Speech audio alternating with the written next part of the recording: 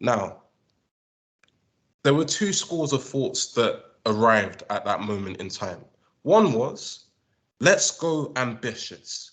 Let's go very, very hard. Let's think about all of the changes that we want to make and try to create the best possible world for the people that we would like to serve, because they deserve it.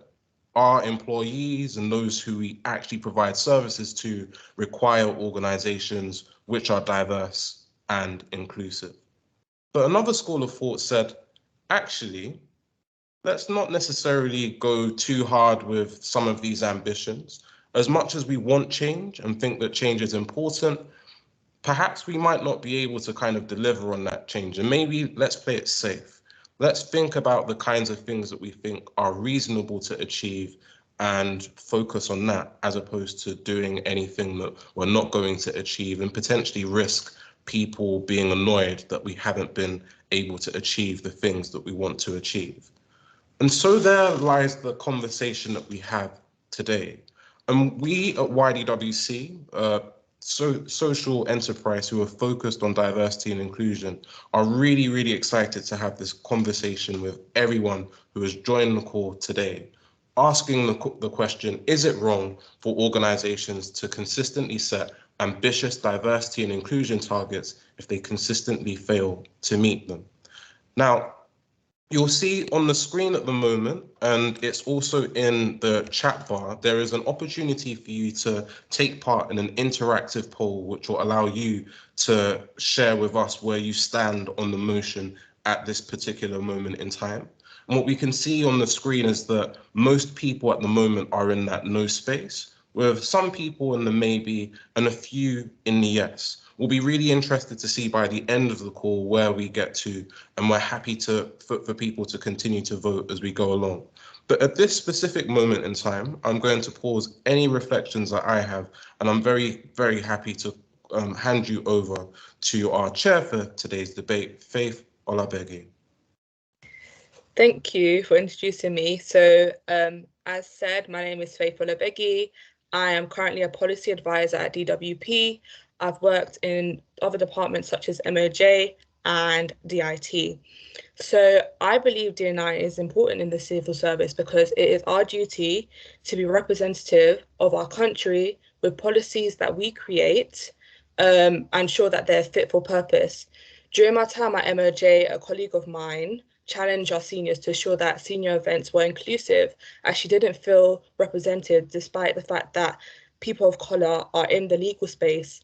This inspired me later to challenge the Prime Minister Boris Johnson at 10 Downing Street to ensure that policies are representative of all ethnic groups by ensuring that stakeholders that support underrepresented groups are included in the policy-making process.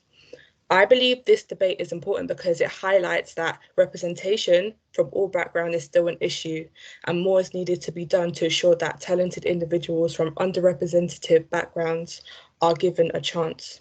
So I'm going to go through the rules of the debate before we start. So speeches will alternate between two sides, starting with the proposition side. All speakers will be given 5 minutes to speak. Speakers are encouraged to engage with others from the arguments from the other side in the debate. So primarily done in two ways, so rebuttal and through point of information. A virtual poll on the question will be there, which has been chaired by Horatio before and after the debate. So I am going to start off with the proposition side. So I believe that will be Kenza. So Kenza, would you be happy to start off? We've agreed. Sorry to interrupt you. We've agreed on a different speaking order. We didn't have a chance to finalise that before the slides were made, I'm afraid. So I'll be speaking first. All right. Do you mind going first then? Thank you for letting me know. And could you also let me know the order? Yeah, sure. So I believe it would be me, then Kitana, and then Kenza. All right then. Thank you. Feel free to go ahead.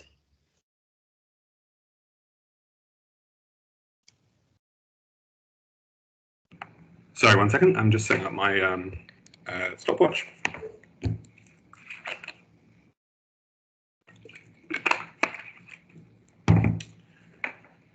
Well, I think this is the biggest audience that I've ever given a debate speech to. Anyway, 3, 2, 1. So we live in an age of headlines and of clickbait and short attention spans where thousands of different actors seek to grab our attentions and to shape our perceptions every single minute of the day. One tool that has emerged in this era is the big press release where a company or a government or an international body will announce that they have some new target for diversity and inclusivity. And often these announcements are sincere and the policy addresses that come after them are effective. And they usually, in these instances, end up benefiting both people who are included for the first time in organizations that they've been historically locked out of, but also far frequently also benefit the organizations that have pursued these targets. But if an organization makes these promises and consistently, and I want the opposition to note the burden that is falling upon them in this debate, that is consistently failing to meet them, not just falling short of the targets once or twice, but consistent failure, then we say that it is wrong to stick only to the tool of targets, and at that point it becomes purely a tool for propaganda.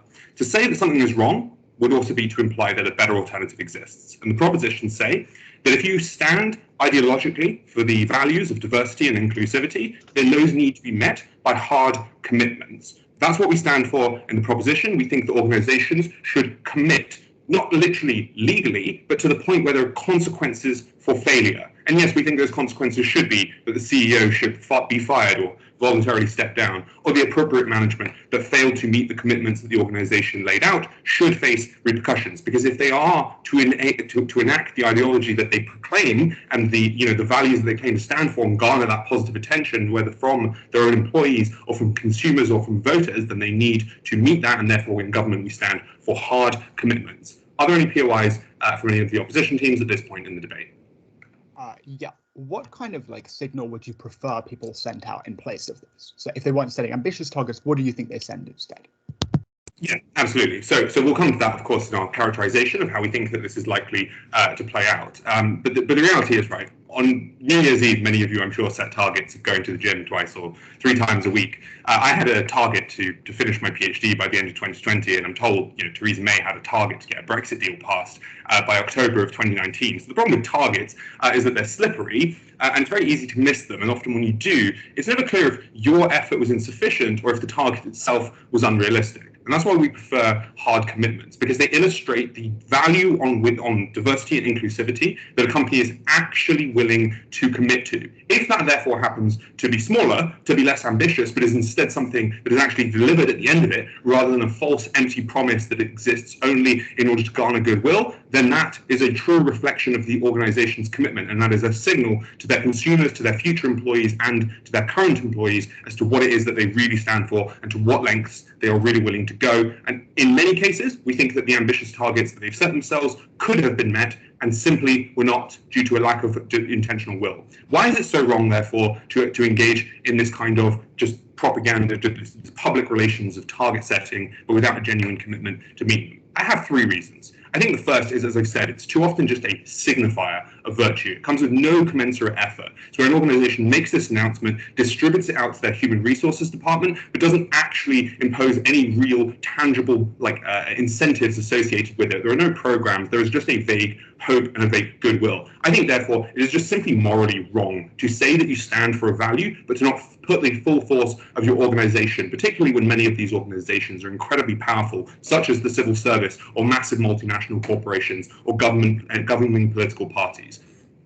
The second reason why I would say that this is wrong is that it often proposes false hope to people. Many times individuals from discriminated against backgrounds often are disincentivized from even applying to many of these institutions because of the perception that they will be discriminated against in the interviewing or the promotional processes within the companies. To set these targets says to these people that now you will be included, and then when that is failed to be met, that in itself is wrongdoing. The third is, I just think it's often accompanied by an incredibly damaging social signal. Because if you say, well, we want 50% of the leadership figures in our organization to come from minority ethnic backgrounds or to be women, and then you fail to get there, the message that you are sending to society, if you claim to be doing so on a meritocratic basis, is we simply couldn't find enough people from these backgrounds who were sufficiently qualified. And that is so rarely the truth. Why are hard targets better then, and the rest will be dealt with by Kitana and Kenza? Because firstly, appropriate goals will be picked. Maybe they'll be less ambitious, but they will be genuine. Secondly, change will often be more rapid. If you are attempting now to hit a commitment where you know you will lose your job, you will hire a large number of people rather than one tokenistic hire in order to get some progress towards your target. I think thirdly, this will often incentivize large-scale outreach and recruitment. All of these things would be preferable than continuous false advertising of targets. Commitments are better. Propose.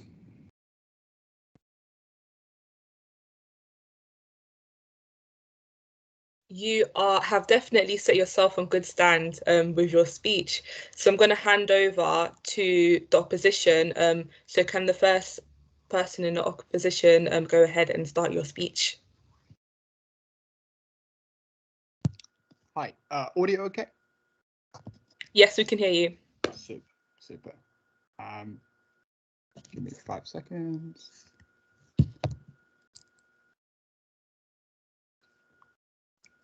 I want to make the following observation, which is that 2021 presents a unique and unprecedented set of challenges for both companies and employees. That might be for gender minorities, who have noticed a stagnation in the pay gap, such that a quarter of UK companies report a 20% pay gap between men and women. It might be ethnic minorities that feel record levels of unemployment and feel the brunt of a COVID pandemic that has particularly harmed them in ways that other people could not imagine. And it could be young people leaving university, thinking, what are my options? Noticing that options are rapidly closing down. The question in this debate is, at this juncture, what ought we prefer? A system that is ambitious and says, look, even if it takes a bit of time to reach this very target that we're not going to quite reach yet, it may take a little bit of time, it's very much in the forefront. And even if we're not meeting the exact target, we're showing real demonstrative change and showing our trend analysis that says that things are improving. Or do we prefer the system that proposition actually have to stand behind, which is massively condensing the amount of progress being made, massively condensing the targets that people have, massively condensing the aspirations that people do? Because let's be very clear about what the comparison in this debate is. I think it is on our side, companies setting ambitious targets that they do not necessarily meet, but needing to prove in order to keep their shareholders on board, in order to make sure that the CEO or the senior civil servant is not punished for it, an active trend of improvement. Because the onus under status quo is to make sure that you are showing that more people within the senior civil service are of BAME origin, or that your actual STIP programs that you're having, the one that I'm on the back of, and now in the Department of Business, Energy and Industrial Strategy, is enabled to create that level of success. What their side supports is significantly worse. And this is going to lead me in my first response. Ron gives a very fair argument, which is say that a lot of these things are slippery and therefore we prefer hard commitment. I think there are two problems with this. The first is that so often hard commitments, such as the hard commitment we all tell ourselves, as Ron put, of going to the gym for New Year's, or promising yourself you won't go out every Friday, but instead temper it to a couple of Fridays a week, becomes something that is no longer hard. And this could be for a variety of reasons. It can be simply because in an organization as big as the civil service that has funding required in lots of different areas, there are other things that you simply cannot control. It can also just be things such as time. It can be things such as that thing called Brexit that I believe is a thing. It can be a pandemic. All of these things mean that actually all of the things that they claim to be hard, no thank you, Kenza, aren't actually very much. The second thing to say is that even within that argument, they concede a massive reduction on the types of policies that they'd have. What does that lead to? I think it doesn't lead to organizations such as BAME standing up and saying that we want to have 50% of people from BAME backgrounds go into the senior civil service. It doesn't lead to ambitious targets being set. Instead, it says, look, we need to just quantifiably achieve something. Now, I'm going to explain to you why that comparison is worse for 4 reasons. The first is on the nature of the conversations that you have as a result. If we are thinking small scale, often we are thinking about affecting change for A, individuals that are not the most vulnerable individuals that need the help and collective support.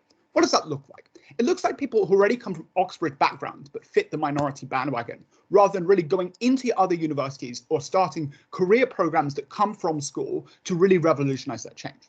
And the reason is because they only need to hit smaller numbers and therefore less ingrained developed change in the areas that are particularly necessary are required. No, thank you. The second thing is on accountability.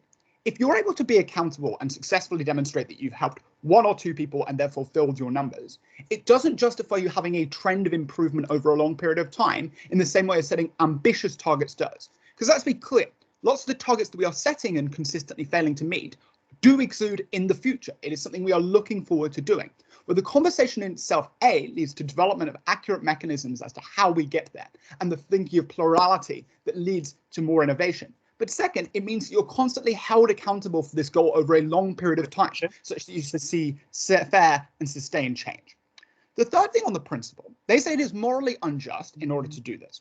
We would argue that it is morally unfair to know that companies could have greater capacity to make change and make lives better for their employees and people that they want to bring along, and not choose to make actions in this way. And the reason why they don't have to is they spend most of their efforts and political capital elsewhere in trying to amalgamate the problem already. Kenza, very quickly. Politicians are notorious for not living up to their long-term commitments. What effect do you think this has had on the electorate?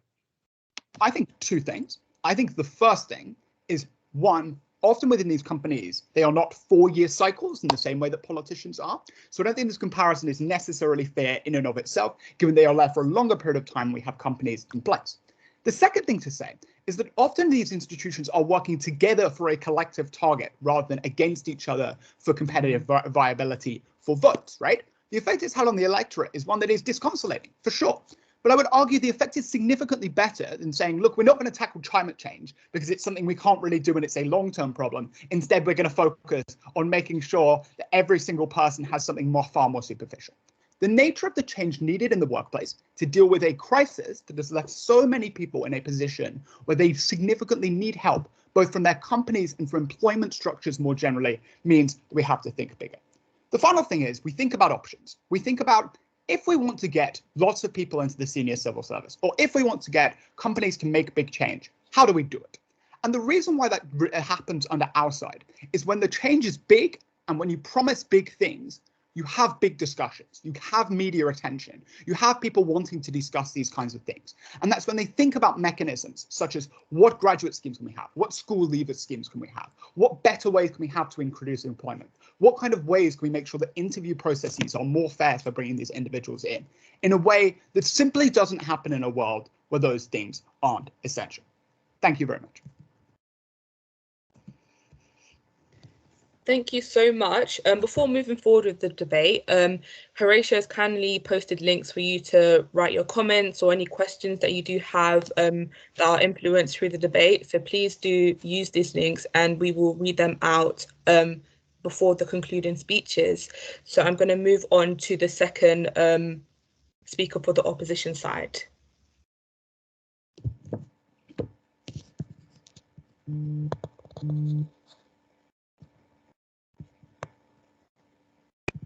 Hi, am I audible? Yes, we can hear you. Okay, amazing. I will ask for a POI somewhere in between, just because my Wi-Fi is a little bit off, so.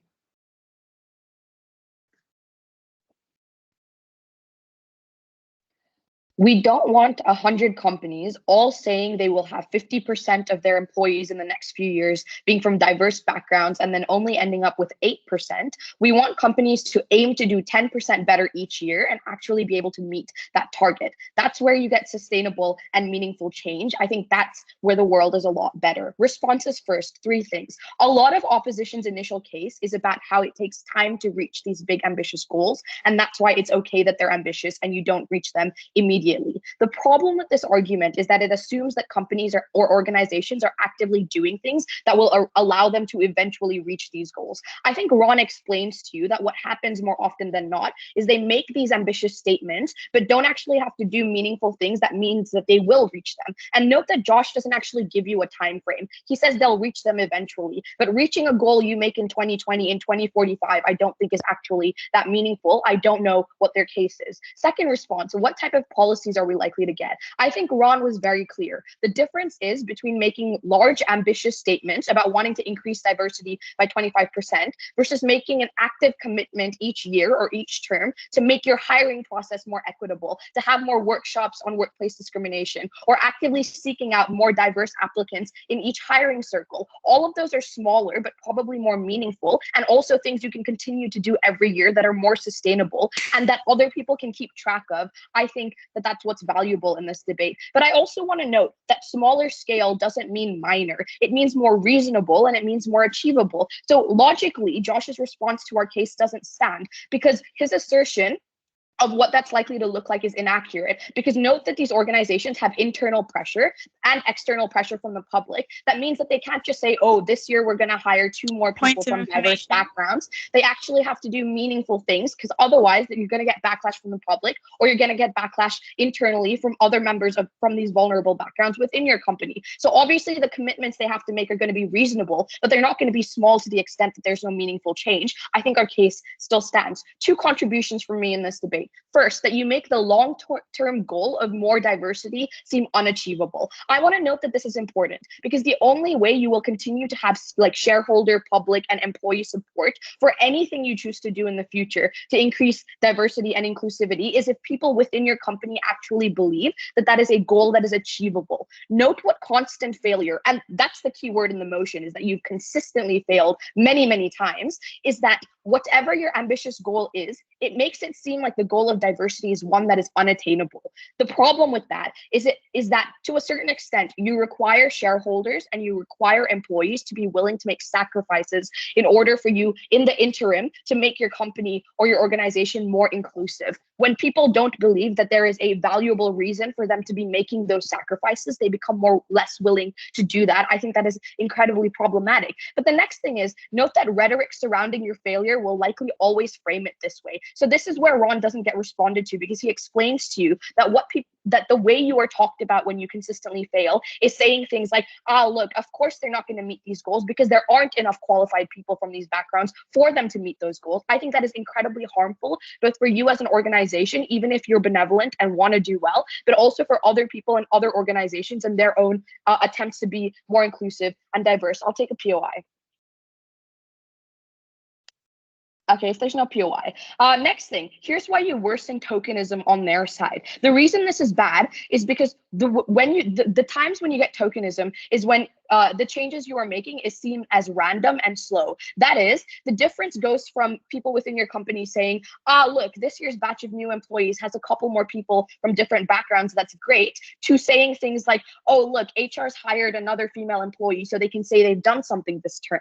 When people actively know that the only reason that your company is doing something is because they need to seem publicly like they're doing something, is extremely problematic. But it's not just that they're not going to be making meaningful change, it's that they're actively doing things that are performative. Because in order to make it seem to the public, to your employees, and to shareholders like you are doing things, small changes don't do that. You want to hold big conventions to show off that you're doing things. But the real meaningful change happens on the ground. It happens when you actively seek out applicants. It happens when you diversify and make your hiring processes more equitable. But those aren't things that get printed on the newspaper. Those aren't things that bring you good PR necessarily. And those aren't things that these companies will make themselves do to the extent that we need them to. But the last thing is that you set a problematic precedent for other organizations. Because think about what this signals to other companies. It says it's okay if you aimed for 50%, but only ended up at 8% because at least you're aiming high. The problem is you allow these organizations to trade off making meaningful change with the action of making big promises. We think that that is bad. Propose.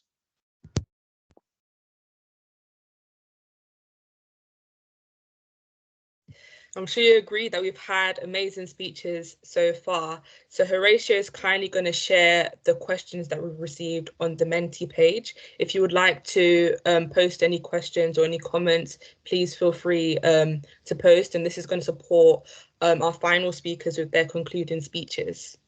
I'm just going to wait for the screen to be shared.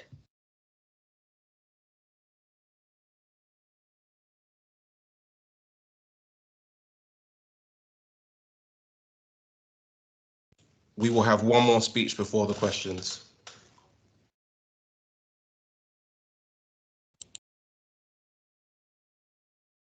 Could the next speaker please go ahead? Sorry about that. Hi, no problem, no worries. Okay, let me get my timer.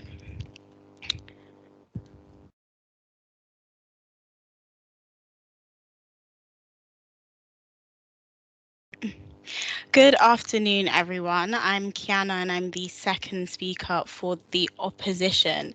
I think some things we really need to discuss here actually come from the fact that proposition are painting a world that just doesn't really exist, a world where failure inherently never happens and every organization doesn't fail, even we don't fail.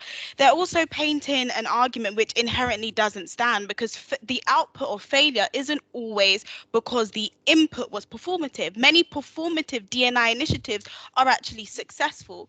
The other thing that proposition are seemingly trying to pull over our eyes is this idea that because one fails, they lacked commitment. Because one failed, there was no meaning behind the task. When in actuality, one could participate in a task and put an initiative through, even one of their initiatives where it's a smaller, more achievable goal and still fail. Going to the gym for New Year's may be an ambitious task for some of us, but equally just going for a daily walk, which may seem like a more smaller achievable goal, can also be missed and one can also fail. And so rather than taking up this time completely dismantling these very empty baseless points the proposition seem to be making, I want to actually raise a key point on team opposition that I think we've started off and done really well in. I'm sure we've all heard this saying that if you aim for the moon, if you miss, you at least land among the stars.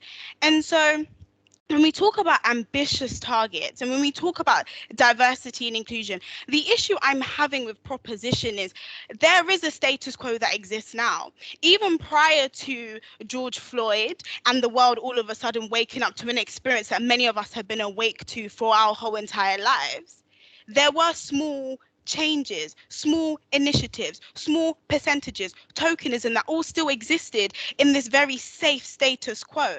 And so on team opposition, we're not saying because you put an ambitious target that you lack meaning and there shouldn't be actual hard commitment and change. What we're saying is we're a bit tired of this status quo that currently exists now, the comfortable targets that you can easily meet to make it seem like you're being more diverse, to make it seem like you're being more inclusive.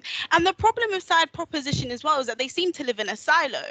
That technically speaking, the reality why you may see someone or an organization aim for 50% and only get 8 is because the organization hasn't thoroughly thought about the fact that there has been decades of historical obstacles that even prevent you from getting to that place. It's not just a disgusting social statement to say, oh, we can't find women, or oh, we can't find individuals who are Black to take up this role. The reality is that sometimes that may be true in the space where it is now. Why? Because you've had historical issues where people have been discriminated against, so they haven't been able to even arrive at the base level point to be acknowledged for said role. And so I'm struggling, and I'm sure my team are as well, that they would suggest that we should continue the status quo of actual meaningless easy targets that companies can meet without doing true work, which we have actually seen and does currently exist. And so on side opposition, we simply say that failure is a necessity that one needs to actually create this change. And consistent failure could actually mean that you've aimed for 10 and you got 8. So next time you do the evaluation, why did we get 8 instead of 10? You then aim next time for 12. Okay, so you've pushed it up a notch and this time you get 10. On a technicality, a company that goes along that method has failed consistently. But just because there is consistent failure doesn't also mean that it's void of growth. And so aspiration, ambition, targets, high standards, all of the above are not wrong. We should always aim for the best, particularly with diversity and inclusion. There shouldn't even be a discussion about falling in this low, comfortable, small space. You should be aiming for the best to make up, no thank you, to make up for the time that you have been doing the complete opposite. So what is actually wrong, which I'm sure both sides can agree on, is empty targets. Empty targets, be it small, be it big, be it in between or medium, empty performative targets are actually the issue. And so, as I've discussed and told you, failure isn't always wrong. I don't need to sit here and give you a motivational speech about all the times when maybe you were younger, you aimed for an A star and you got an A. That felt like a failure to you. You've gone again, maybe you got the A again, and people once said to you again that no, you didn't fail. I'm simply saying that We've all experienced it.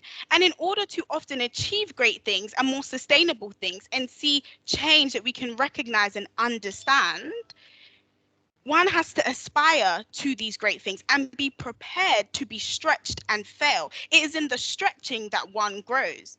And so, like I said, I'm not here to unpack this motivational speech about why we all need to fail and why failure is okay, because we recognize that there are some failures that companies have which are problematic because they were just making a performative point. I'll take you in a second.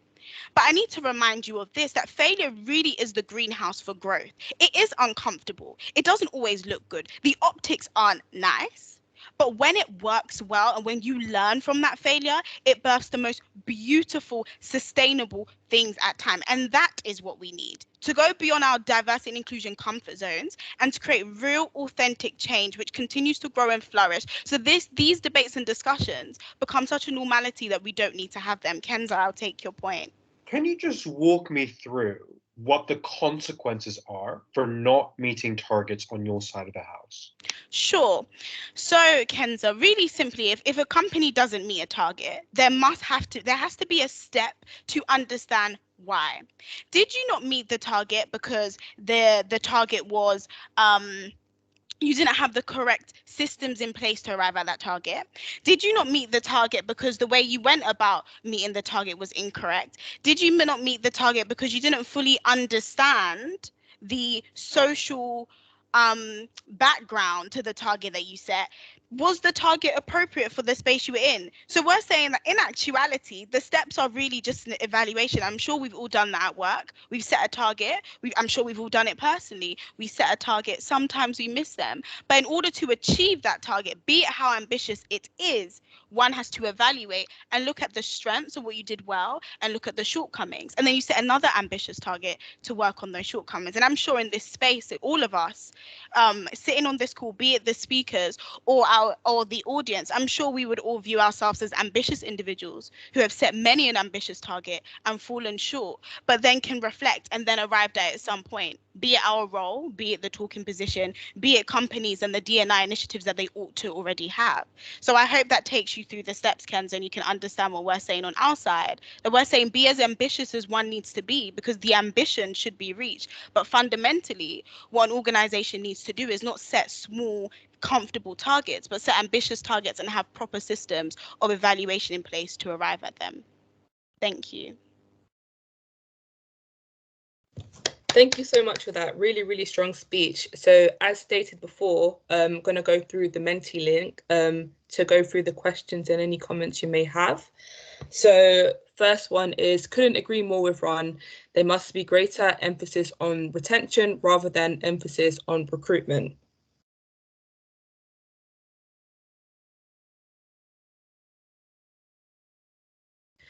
Do you think using the term BAME when collecting data and setting targets is problematic? Targets do not address the systematic issues, which mean a diverse workforce isn't nurtured or valued.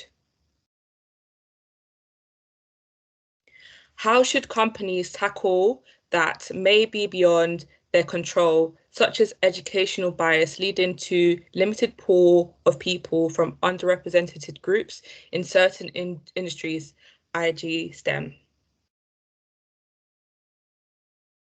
Setting a low, but perhaps more realistic quota has the appearance of capping the percentage of BAME individuals an organization is willing to have. What happens after this lowered quota is met? Does this not just highlight tokenism? Have X percentage of diverse groups as an ethnic minority, I want to be promoted on merit and not the color of my skin. Perhaps it is not the ambitious of the targets which should be seen as problematic, but instead the insufficiencies of the accountability mechanisms in place. When a target is set, do those who need to ensure full effort occurs make sure this does happen? How can we assure that this momentum is sustained in the long run. Name-blind recruitment helps to some extent, but how is bias removed in the interview process? I'm interested in the assumption that consistently failed targets must be too ambitious. Is there room for the issues to be apart, or the radical change is required and action needed to meet this? Organizations are not meeting their targets because recruiters are looking for themselves in the different colors, gender, races. Challenge your ideas of what good looks like, and you will be there soon. If you do not have targets, doesn't this hinder holding people, companies to account? Isn't it more a case of making the targets more smart? It's not the fact that targets are very different from aspirations, Andy. Thank you, Andy.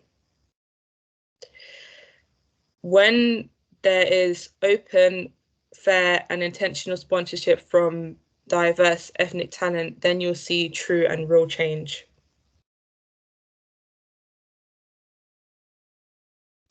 Well said, Kayana. Sorry.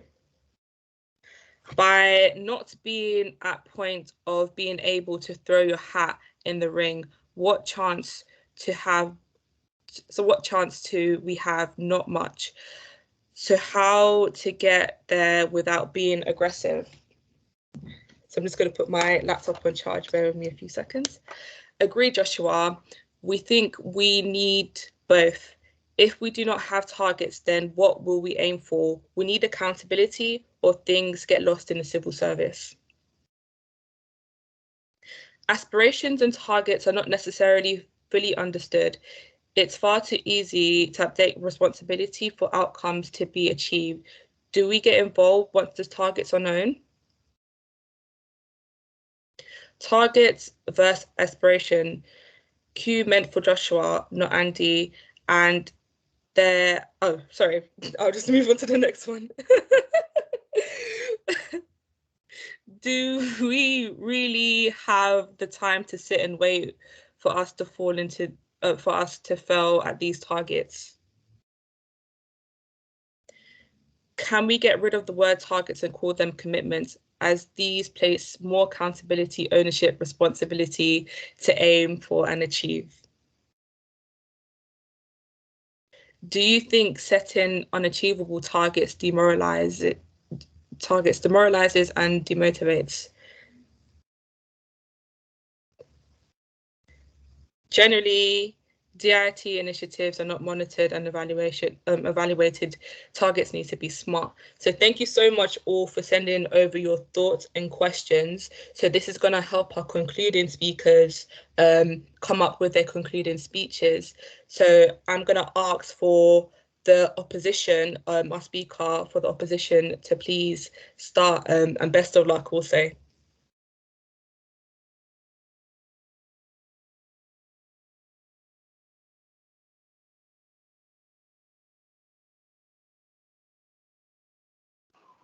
Okay, can everyone hear me? Yep, great, fantastic.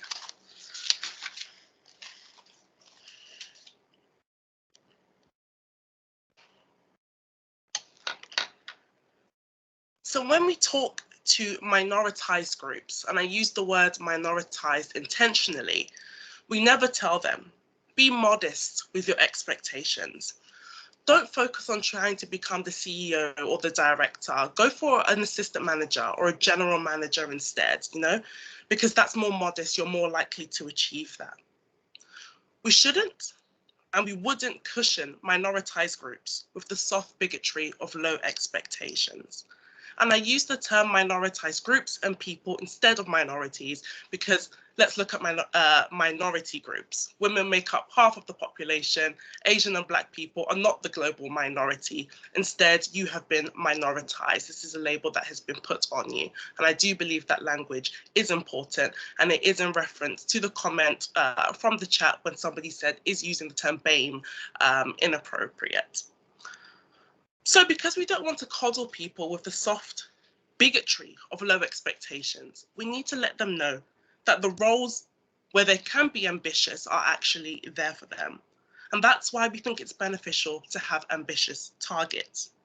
So what I'm going to do in my speech is hopefully bring some clarity, bring some nuance to the argument, address any points of contention, and also highlight that this is a really complex issue.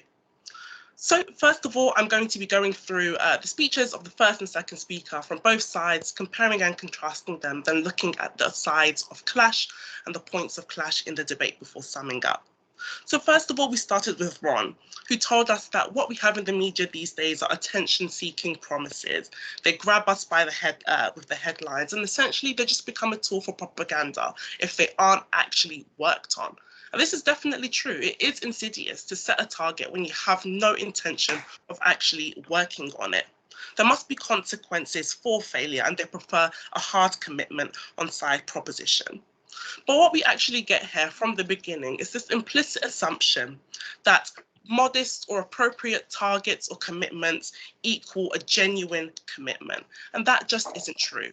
You can have people and groups and organizations that are disingenuous on both sides. You can have tokenism when you go for a commitment, if that commitment is only to hire one person, and then you can tick that box. And you can also have disingenuous organizations who say we want 50% of our group to be minority groups. You can have this on both sides. Let's be realistic here.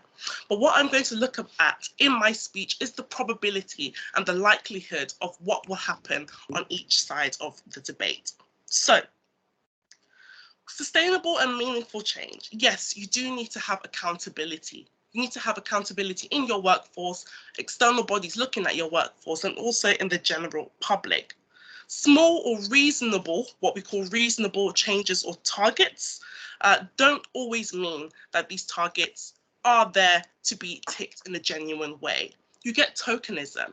If an organization knows that if they only go for 5 people for a minority ethnic group, then they can tick that box. You won't get chastised for being modest in your targets or your commitments, as you rather call them. Instead, you actually get praise for that. So what actually happens? What's the repercussion? It leads to a crabs in a bucket situation. If that box can be ticked easily and there's no incentive to redo it or to grow from that because, hey, you're reaching that target or you're reaching that commitment, it tells minoritized groups that there's a certain amount of place for you in society. If you're not being ambitious, if you're not taking big steps to actually tackle, it shows that it's not a big issue. This is a massive issue with minoritized groups. This can be due to race, disability, gender, sexual orientation, and so on. It's a huge issue that needs huge steps to be able to tackle it. This is in contrast with Josh's point. So he said that sometimes hard commitments don't become hard anymore. They become easy, and that's when it comes to that ticking of those boxes. There are also other factors, such as educational bias, which somebody mentioned inside the chat, that actually affect people when it comes to having a diverse workforce. Kiana also told us that failure doesn't denote a lack of effort. You can fail upwards. Maybe next time you fail a little bit less, but you can still do that if you have a large, ambitious target. And that's what we should go for. Let's look at companies at their absolute best. If you set a modest target and you hit that, a company at their absolute best will continue to do that for many years to come. A company at their absolute best who sets ambitious targets may still fail, but they will fail upwards. Those are not the issues that we're concerned about. Let's look at the issues when we look at companies at their most insidious and what actually happens and what the repercussions are. If a company at its most insidious sets a commitment, they're going to go for the smallest commitment, so that they can avoid the repercussions, so their CEO doesn't get fired. They're going to do what is easy for them. That doesn't lead to long-lasting change. Let's look at a company who sets an ambitious target at their most insidious too. Let's say they're lazy. What happens? There's public scrutiny, there's accountability, and they may potentially get cancelled. That's what you are missing out on side proposition, the very powerful motivator of shame. There's shame for these companies. Even if the CEO doesn't get fired, when there's public scrutiny, they will voluntarily step down. We've seen it happen many times. That's what happens when companies at their most insidious set ambitious targets and they fail to reach them. People and the general public can still know, okay, that's probably a company that I do not want to work for, rather than going into a company who meets all of their commitments, but it's not genuine, going in there and finding out that you are the token minority and you were the person used to check that box. So if we're looking in terms of probability, what's the most likely to lead to the best outcome for minoritized groups and for business? It's setting those ambitious targets, those targets that show that this is a big issue that needs to be tackled in society, those targets where you can fail upwards, and even if you can't, in the worst case scenario, that there's public scrutiny, you are held accountable and you're not ticking those boxes, you're avoiding that tokenism. I think we can all agree that accountability is necessary, and whether or not you have commitments or targets, action needs to be taken at the end of the day. Thank you. Thank you so much for that, Esther. Going to move on to our concluding speech from Kenza.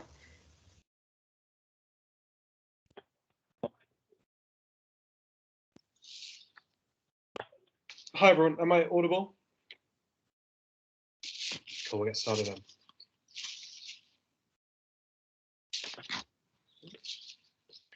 Kanye West once said, "Shoot for the stars, because if you fall, you'll land on a cloud." Very poetic, but unfortunately, you can't actually land on a cloud. It looks very fluffy, but it's comprised of water. And if you attempt to do so, you will very quickly fall through it.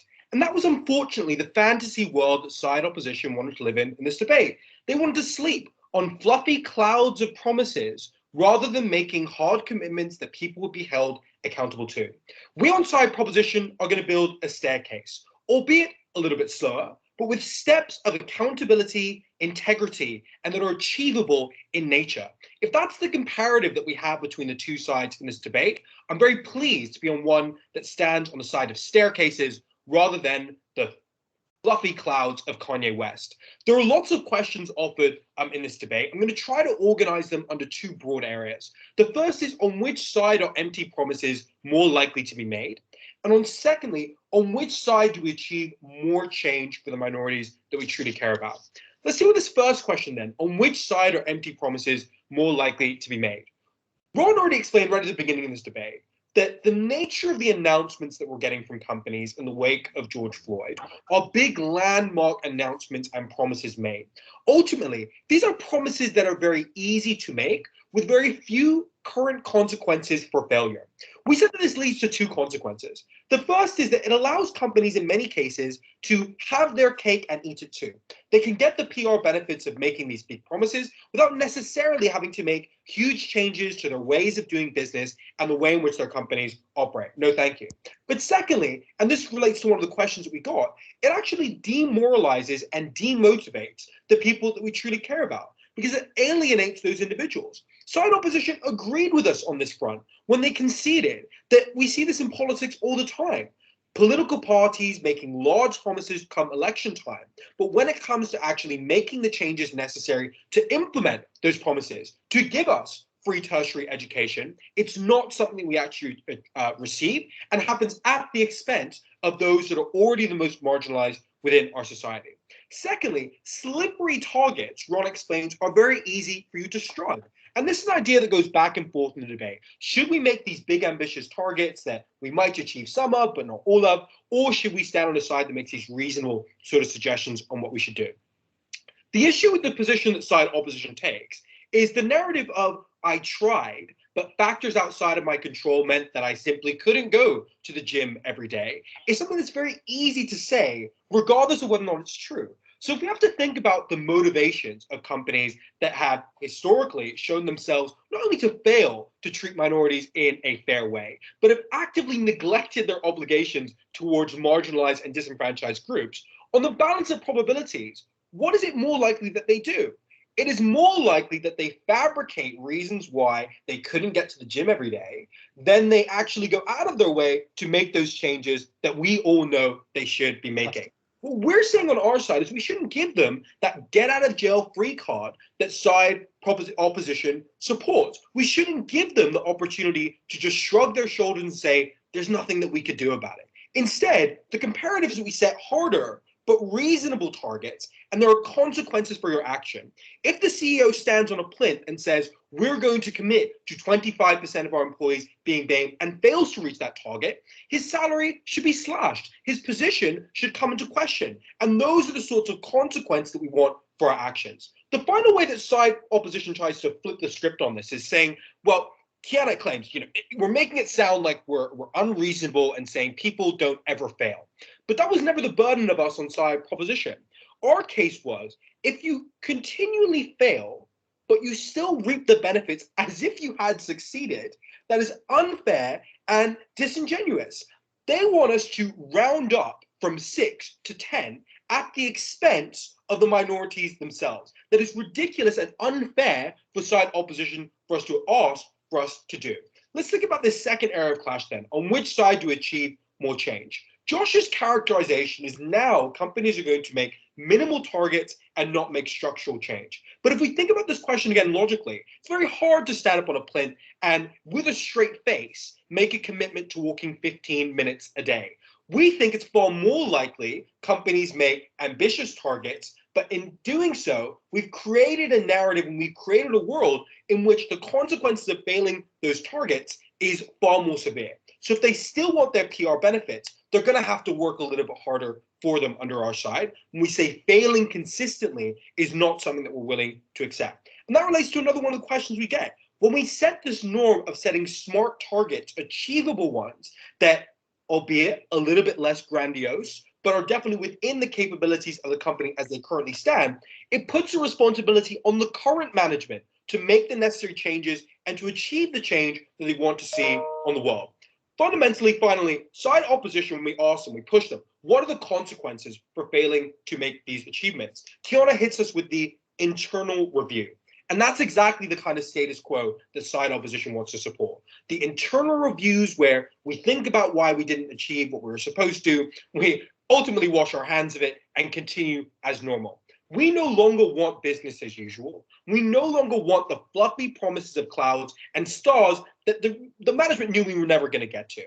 We're going to build a staircase. We're going to do it slowly, but as we build and build, we'll slowly reach the places that we deserve to be. And that is far more likely to support the minorities that have been downtrodden for generations. For all of these reasons, we're so proud to stand on side proposition.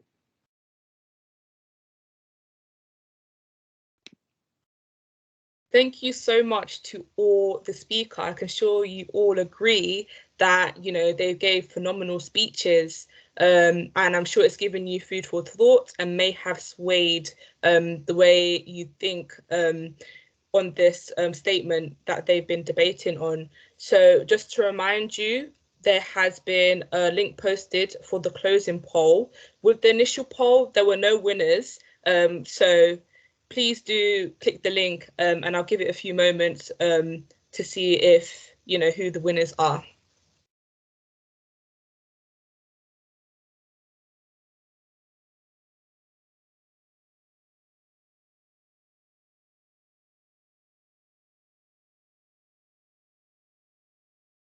And also thank you all to yourselves for your engagement, all your questions, and the engagement on the chat bar as well. So many useful comments. So thank you so much for that. I'm sure this has probably been the best lunch session you've had. So thank you so much.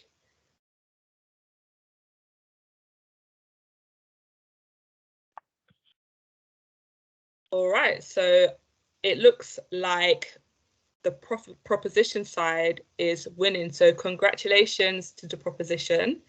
I'm now going to hand over to Horatio to round off the event. But honestly, it's been a pleasure chairing and also watching you debaters as well. So congratulations to yourself for the way you articulate yourself. Very, very inspiring.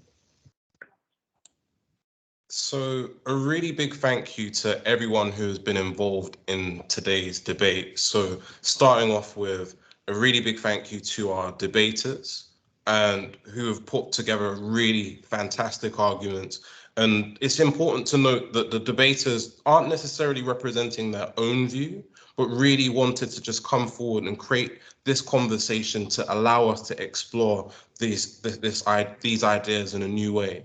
A really big thank you to our chair in Faith, and more specifically, a big thank you to the Civil Service Race Forum for allowing this to happen. And we really think that more debates like this in future can not only be really fun, but hopefully a really great way to get to the bottom of these topics. And so a really big final thank you to everyone who is in the audience. I can safely say we've never had as many comments as we've got in the chat bar in the moment. We had over 20 in the Q&A session, which is a massive record, as well as the continued comments that we have here. And we end by saying this: if you would love to see future debates, feel free to reach out to YDWC and would be happy to come to your department and provide further debates to you. Otherwise, check out ydwc.org, our website, and would be happy to enable you to engage in the wide variety of ways that you can engage with YDWC. Join the mailing list, become a member, whatever it is that you would seek to do. But irrespective of what you do moving forward, we hope that this debate provided good food for thought and provided you with an opportunity to see this debate in a new light. Thank you again to everyone. Do have a lovely afternoon.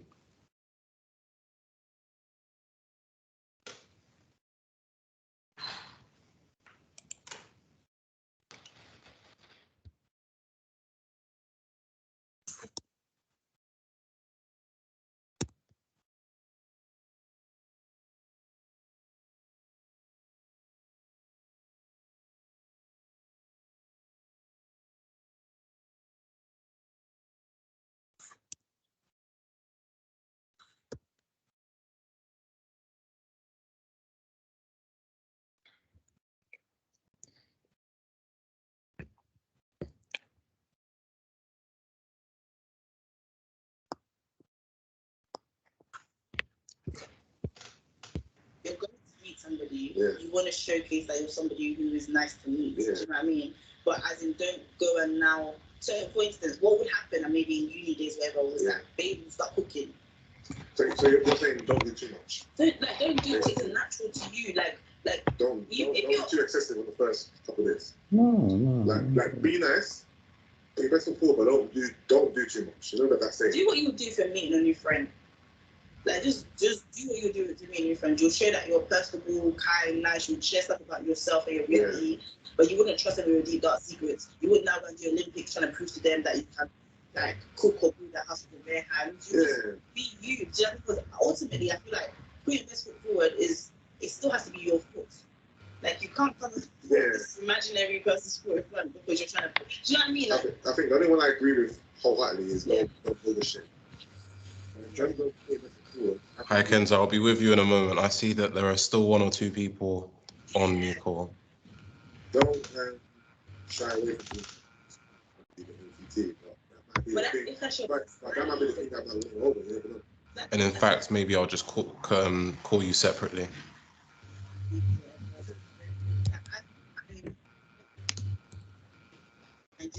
I'm a Nigerian girl, so there was a lot of stuff that I did that my mom would be like, that sounds good. Because I was very traditional. She loves me, she gets me, but she's very traditional. But that's just not me. And if I did that on a date, if I was just like, I don't know, mad conservative, chill, quiet, I would end up attracting someone who hates the real me. Do you know what I mean? So essentially, I think number one, forget Twitter, forget all advice you get Twitter. I think go and be a you that if you were watching yourself, you'd recognize. And if that, do your best. Like, when I say do your best, as in like, if you're into this person, you will naturally lean in, you will naturally want to know. Do you know what I'm saying? You will actually want to know more, you will actually want to show your better qualities. Cool, but don't make up qualities. Maybe don't overshare, but if it's your nature to overshare, if it's your nature, then nature, but I would say be careful. What we deem is oversharing. Yeah, because a lot of people could be turned off by that, but they'll be still smiling. Yeah. First day, the girl telling me stuff that is a bit. Don't talk about your ex. Oh yeah, of course. Don't mention your ex. Don't mention why you and your ex broke up. Don't mention any boys that treated you terribly. What if you ask these questions? then give a very watered down. Have you ever seen Ribena? Drop Ribena in a lake of water. Like give it like don't trust somebody you don't know to be able to handle your business. Like just don't. It doesn't make sense. Don't talk about your ex. Why are you talking about your trauma on this new date? That's crazy. Don't do that. The thing is, if you ask this question and you're just giving short, punchy answers. Well, there's nothing to talk about. No, there is, but no, I totally agree. There is nothing to talk about. I'm saying if you're asked this question, Okay, so ask me about. So what happened? Your last question. So, are you single already? Am I single? So a date question.